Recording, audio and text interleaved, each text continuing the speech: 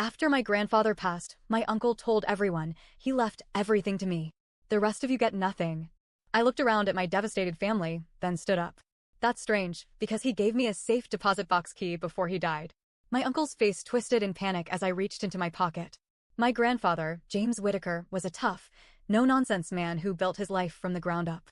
He grew up poor in Boston, Massachusetts, but through sheer determination, he started his own construction business and turned it into something successful. He wasn't filthy rich, but he was comfortable. He had 3 children: my mom, Sarah, my aunt, Rachel, and my uncle, Frank.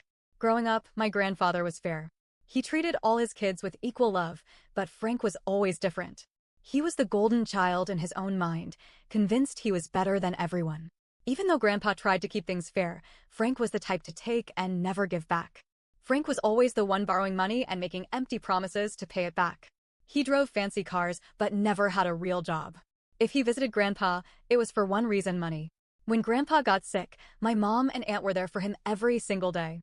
They took him to doctor's appointments, managed his medications, cooked his meals. Frank? He showed up twice. Once to check in, and another time to ask for a loan. Then, Grandpa passed away. We were all grieving. My mom and aunt were devastated. They had lost their dad. But Frank? He was too busy making phone calls at the funeral, like he had some big plans. It wasn't long before we found out why. The lawyer's office was quiet. My mom, my aunt, and I sat together, still in mourning. Frank walked in 10 minutes late, wearing a new suit and looking like he had just won the lottery. He greeted no one. Just sat down with a smug look on his face. The lawyer, a no-nonsense guy named Mr. Adler, cleared his throat and started reading. James Whitaker's estate, assets, and financial holdings will be inherited in full by Frank Whitaker. The rest of the family will receive no financial assets. My mom gasped. My aunt's eyes filled with tears. I just sat there stunned. Frank leaned back in his chair, smiling. Dad knew I was the only one who could handle things properly, he said, his voice dripping with arrogance. My mom shook her head. That doesn't make sense, she whispered. That's not what he would have wanted. Frank sighed dramatically. Look, I know this is hard for you guys, but Dad made his decision. He wanted someone responsible to handle things. Responsible? Frank had been in gambling debt for years. He owed money to multiple people. And suddenly, our grandfather thought he was trustworthy enough to control everything? I wasn't buying it. And then I remembered something. A few days before Grandpa passed, he called me into his room. His voice was weak, but his mind was sharp as ever. Listen, kid, he said, gripping my hand. I don't trust Frank.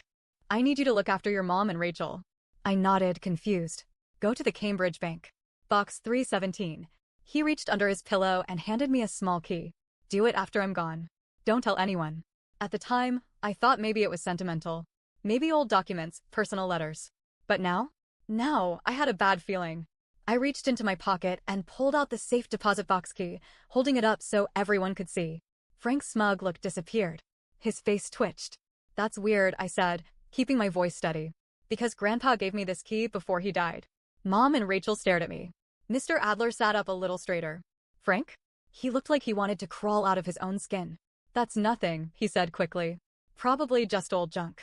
Then why do you look so nervous? I asked. He had no response. Mr. Adler adjusted his glasses. A safe deposit box? That wasn't listed in the estate records. Frank shifted in his seat, his face getting redder by the second. I mean, it's probably just look, there's no need to make this complicated. Oh, but there was. Mr. Adler frowned. Actually, we do need to check. I stood up. Let's go to the bank. The next morning, my mom, aunt, and I arrived at the Cambridge Bank with Mr. Adler. Frank showed up, visibly sweating. He tried to play it cool, but his hands wouldn't stop shaking. The bank clerk led us to the vault. I slid the key into the lock, took a deep breath, and pulled the box open. Inside, there were several stacks of documents, a handwritten letter, and a USB drive. My hands trembled as I picked up the letter. I recognized the handwriting immediately, Grandpa's. I read it out loud. If you're reading this, it means I'm gone. And if Frank is throwing a fit, then I was right. I always knew he would try to take everything. But the truth is, I left my assets to be split fairly. The real will is inside this box. The one Frank has? A fake. A stunned silence filled the room. Frank let out a nervous laugh. That's ridiculous. That letter could be fake. Mr. Adler ignored him and reached for the real will. It was properly notarized and signed. The estate was split evenly, Frank got nothing. Then, I picked up the USB drive. Frank tried to snatch it, but I yanked my hand away. The bank clerk looked alarmed. Sir, please step back. Mr. Adler plugged the USB into his laptop. A video file appeared. I clicked play. A security camera recording popped up. It showed Frank, sitting in a dimly lit office. Across from him, a shady-looking lawyer. Their voices were clear as day. Frank, can you fake a will? Lawyer, for the right price. Frank, I need it done before the old man dies. Frank froze. His face turned white. The video played in stunned silence. Frank sat there, looking like he had seen a ghost. His hands clenched into fists, his face drained of all color. The bank vault felt smaller, hotter, like the air had been sucked out. My mother covered her mouth. My aunt shook her head in shock. The video continued. Frank, I need it done before the old man dies. Shady lawyer, that's risky. If the real will turns up, you're screwed. Frank, it won't. I've got it handled. The video ended. Silence. I turned to Frank. Handled, huh? He shot up from his chair. This is bullshit. Watch your language, Mr. Adler said calmly, closing the laptop. Frank turned to the bank clerk. This is a setup. This whole thing is fake. The bank clerk didn't even flinch. Sir, we don't interfere in legal matters. But you should leave before we call security. Frank's jaw clenched. He turned to us, desperate. Look, let's be reasonable, like how you reasonably tried to steal everything. I cut in. His face twitched. We can fix this. His voice was lower now. Let's just work something out. He was negotiating. He was actually trying to bargain his way out. My mother stood up. Her voice was steady, but I could see the rage beneath it. You let us believe Dad cut us out. You let us sit there and cry while you smiled in our faces. Frank swallowed hard. I was just what? My aunt snapped. Lying? Stealing? Frank's fake charm crumbled. His eyes darted to me. You can just hand that over, right? He nodded toward the USB drive in my hand. I let out a dry laugh. Oh, you mean evidence? You want me to hand you the proof of your crime? Frank's face darkened. You don't know what you're doing. His voice dropped. You have no idea what you're messing with. My stomach twisted. There was something off about his tone. Is that a threat? Mr. Adler asked, raising an eyebrow. Frank exhaled sharply, rubbing his hands over his face. He looked cornered, and desperate men do stupid things. Fine, he muttered. Then he stormed out of the bank. But something told me this wasn't over. That night, I couldn't sleep. My mind raced. If Frank had been confident enough to forge a will, then he must have had a backup plan. The next morning, I woke up to a call from my mom. We need to go to Grandpa's house. Now. There was something in her voice, something that made my stomach drop. When we got to Grandpa's house in Cambridge, the front door was unlocked. That was impossible. The place had been empty since Grandpa passed. We hadn't even started sorting through his things. I exchanged a look with my mother before stepping inside. The air was stale, filled with dust and the faint smell of my grandfather's old cologne. But something was wrong. Drawers were open. Papers were scattered across the floor. The desk in his study had been ransacked. Someone had been looking for something. And I had a good idea who. Frank was here, my aunt whispered. I knelt beside the mess. Letters, receipts, old bills. He had been digging through everything, looking for something that could help him cover his tracks. And then I saw it. A shredder sat near the desk, half filled with torn-up documents. That bastard was trying to destroy evidence. My hands shook as I pulled out pieces of paper. Some were completely shredded, but a few were still readable. One had my grandfather's handwriting. Frank can't be trusted. I need to make sure my estate is handled properly. I left a copy of my will in, it cut off there. The rest was gone. There's another copy, my mother whispered. He just told us where. Frank hadn't found it yet. We had to move fast. Where would he hide something like that? My aunt asked. My mom's eyes widened. His office. Downtown. He always kept backup files in a locked cabinet. We drove there immediately. When we arrived, I saw something that made my blood run cold. Frank's car was already parked out front. He was inside. We weren't just looking for the will anymore. We were about to come face to face with a man who had nothing left to lose.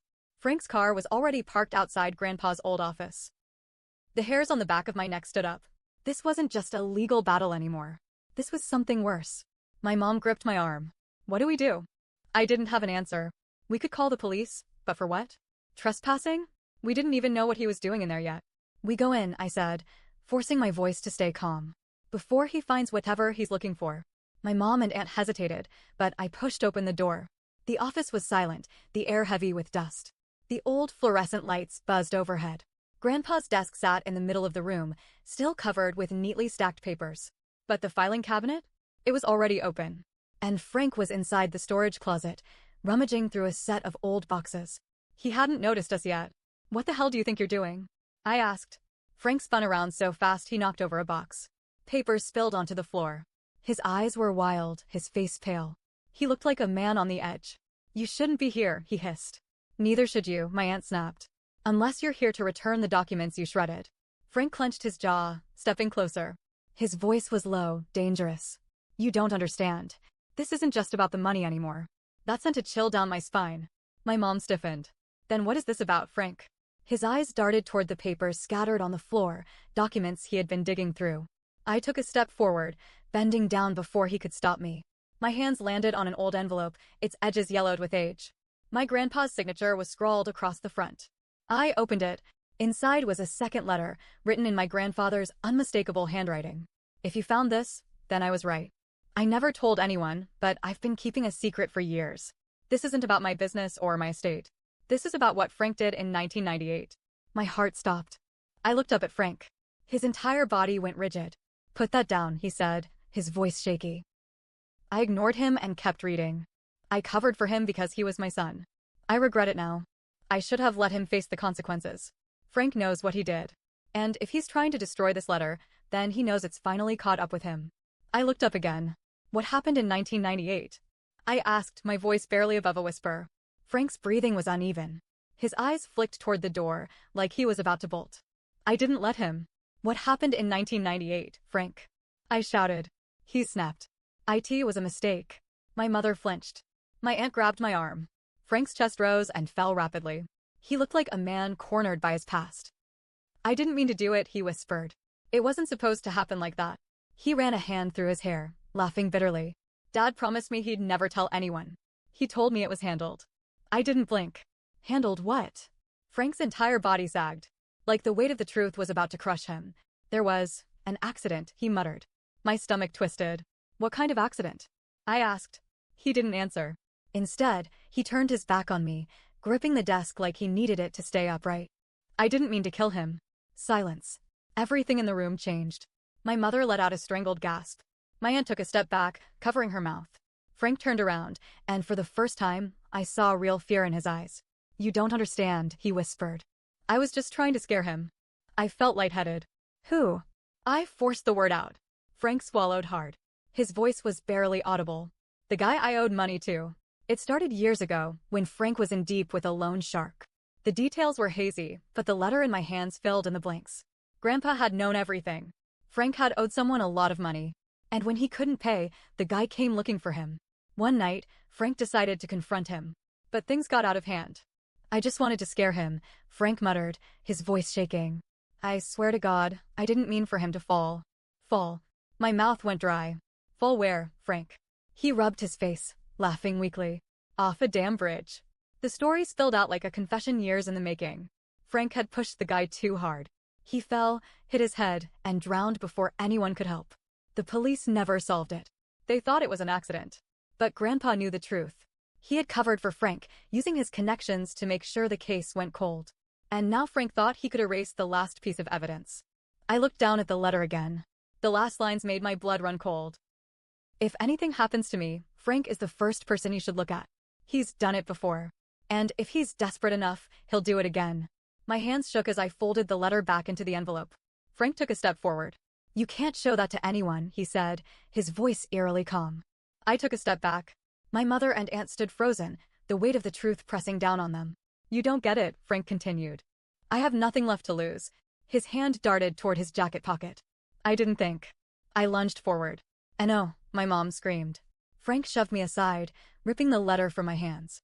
I hit the ground hard, pain exploding through my side. "Frank, stop," my aunt shouted.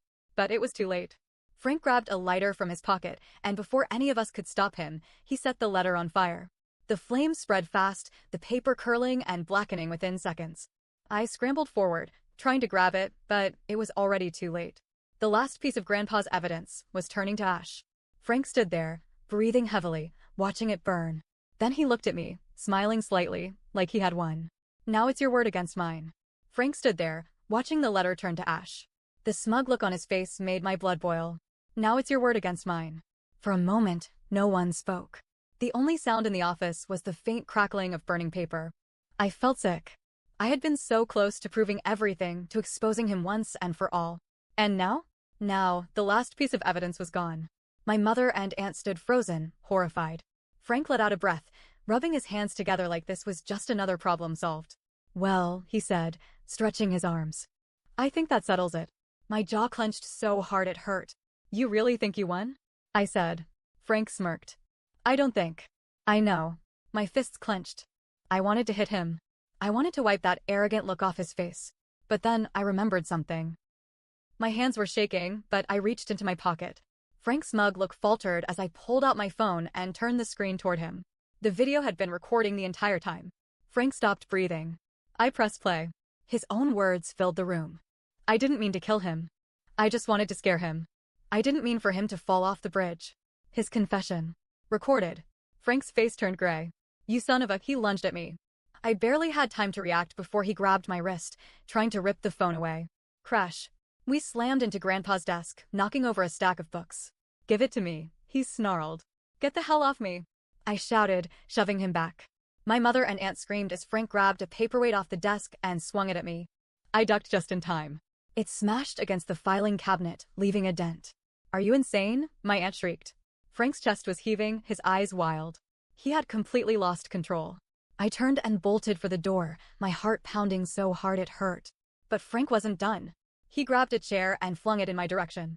I dodged just in time, but my foot caught on a stray book and I went down hard. Frank pounced. You're not ruining this for me. I twisted onto my back, holding up my phone just out of his reach. Bang. The office door slammed open, and suddenly, 2 uniformed police officers burst in. Get on the ground. Hands where we can see them. Frank froze. His eyes darted to the door, to his only escape. But it was too late. The cops rushed forward, tackling him to the ground before he could make a run for it. No, you don't understand, he screamed, thrashing like a wild animal. The officers pinned him down. One of them pulled out handcuffs. My mother had her hands over her mouth, tears running down her face. My aunt was shaking, gripping the edge of the desk like she was about to collapse. I finally sucked in a breath, my entire body trembling. Someone want to tell me what the hell is going on here? One of the cops asked. I held up my phone, still recording. I have everything you need. The next few hours were a blur. We gave our statements. I handed over the video recording. The cops retrieved the half-burnt scraps of Grandpa's letter, just in case anything could still be pieced together. Frank? Frank was taken out of the office in handcuffs, screaming like a lunatic. You set me up. This is a lie. You'll never prove it. But we already had. The moment the police watched the video, they knew. Frank was done. Frank was charged with multiple crimes. Forgery and fraud, for faking the will, destruction of evidence, for burning the letter, assault and battery, for attacking me, and most importantly, his past finally caught up with him. The cold case from 1998 was reopened. When the cops started digging, they found more proof of what Frank had done all those years ago. And just like that, my uncle was facing a murder charge. 2 weeks later, the court officially dismissed Frank's fake will. The real one was validated, and my mom and aunt finally got their fair share of Grandpa's estate. It wasn't about the money. It was about justice. Frank tried to take everything from us. Instead, he lost everything himself. Before Frank's trial, I went to see him one last time. He was sitting in a jail cell, looking smaller than I'd ever seen him. No fancy suit. No smug smile. Just a broken man in an orange jumpsuit. He looked up when I stepped in. You happy now? He muttered. I stared at him. This man, this pathetic, selfish man, had tried to ruin my family. He had lied, cheated, and even killed a man just to save himself. And now? Now, he was the one with nothing left. You did this to yourself, I said. Frank scoffed, leaning back in his chair. Dad would have protected me. I felt my chest tighten, but I stayed calm. Dad isn't here anymore, I said. And he left me the key for a reason. Frank's face twisted with rage. But I didn't wait for a response. I turned and walked away. I never saw him again. Sometimes, justice isn't about revenge. It's about making sure the truth wins. Frank thought he was untouchable. He thought he could lie, steal, and get away with murder. But in the end, he lost everything. And my grandfather? He made sure his real legacy was protected.